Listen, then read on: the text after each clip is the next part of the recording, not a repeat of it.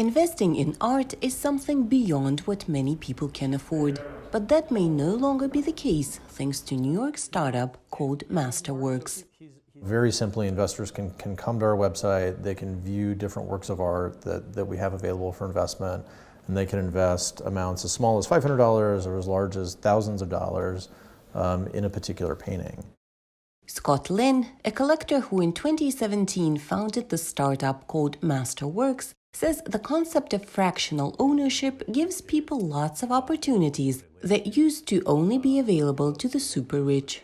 It's part of a new trend on the market called the democratization of luxury.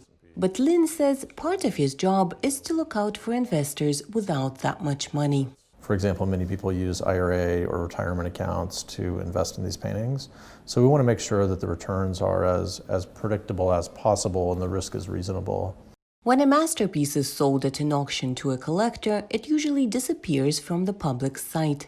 But in case of fractional ownership, the art piece continues its journey from one museum to another.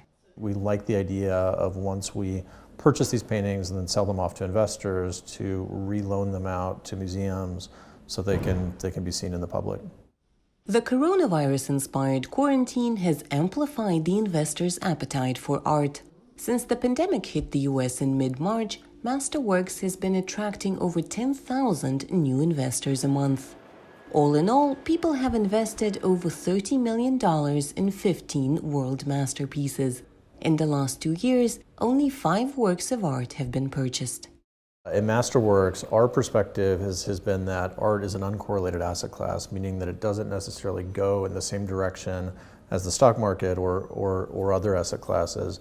So what we've seen with COVID is that although there's been a large decrease in the total volume of sales by roughly half, we've actually seen art prices increase.